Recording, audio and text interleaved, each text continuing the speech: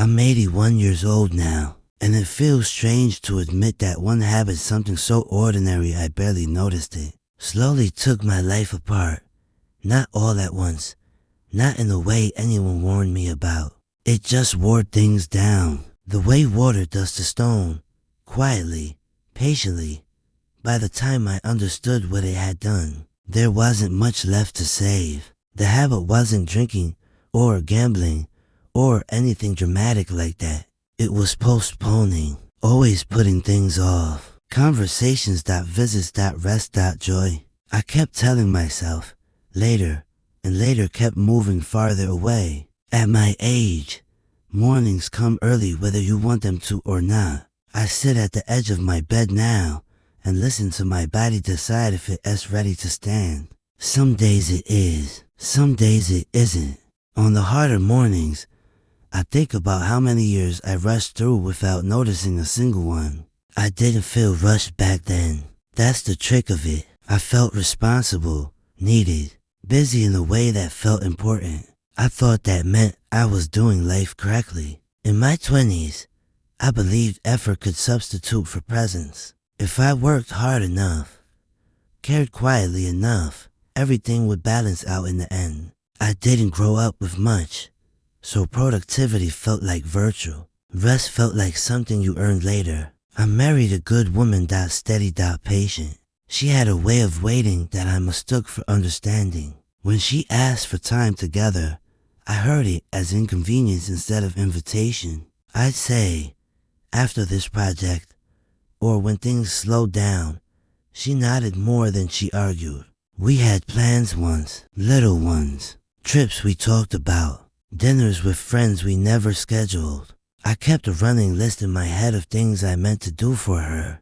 That list got longer every year. The habit showed up everywhere. I postponed joy the same way I postponed rest. I told myself happiness was fragile, that it should wait until things were stable. But stability is a moving target. It kept stepping just out of reach. Our children learned early not to interrupt me. I didn't tell them that directly. They learned it by watching me check the clock, by hearing not right now, by feeling my attention drift even when my body was in the room.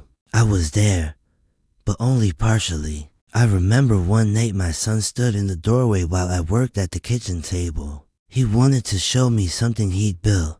I told him to give me a minute. He nodded and went back to his room. I never followed.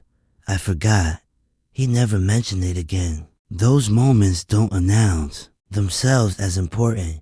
They feel disposable, replaceable. You assume there will be another chance tomorrow. That's how the habit survives. It hides inside reasonable thinking. Years went by like that. My marriage didn't fall apart loudly. It thinned. Conversation shortened. Touch became practical. We became efficient partners instead of companions. When she finally told me she felt like she was living beside me instead of with me, I was confused. I honestly thought I was providing, protecting, doing my part. I didn't realize how empty that part had become. When she left, I told myself it was unfortunate but understandable. I leaned harder into work. I postponed grief. I told myself I'd deal with it properly someday.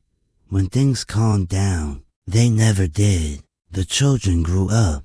They moved on. I stayed where I was, surrounded by unfinished intentions. Phone calls I meant to make. Apologies I kept rehearsing, but never delivered. The longer I waited, the heavier they became. That's another thing about postponing. The longer you delay, the more impossible it feels to begin. Silence hardens, distance develops weight. Friends drifted away, not out of anger, just neglect. Invitations slowed, then stopped. I told myself I liked the quiet.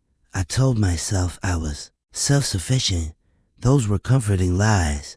The turning point came later than I'd like to admit. I was already in my 70s. I'd retired.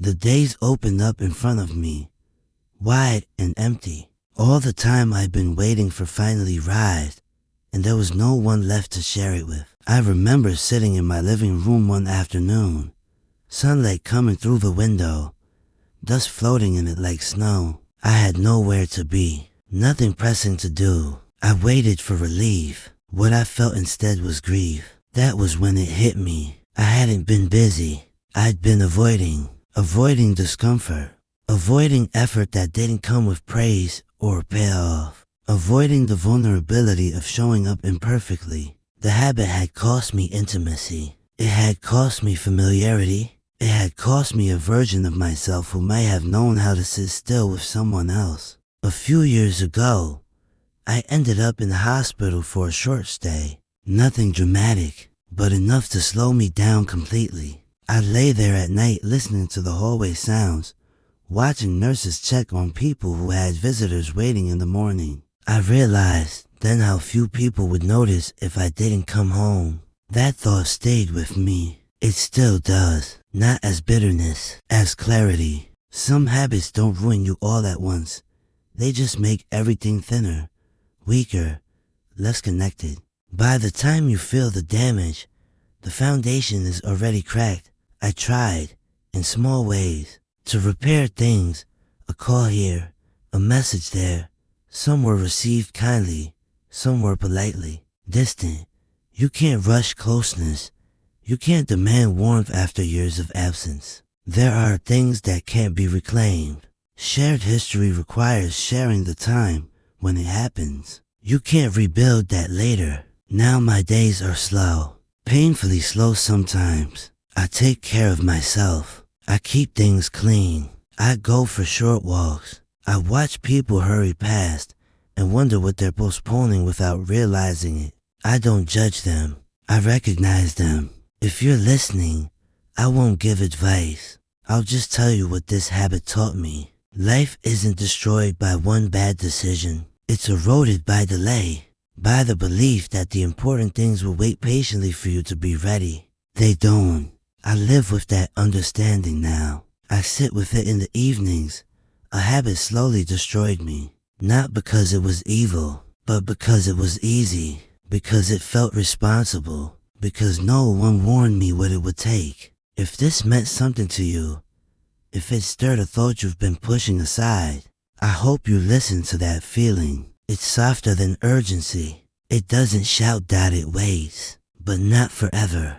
As for me, I go to bed early. I turn off the lights, and I try, finally, to be present with the life I have left, even if I learn how a little too late.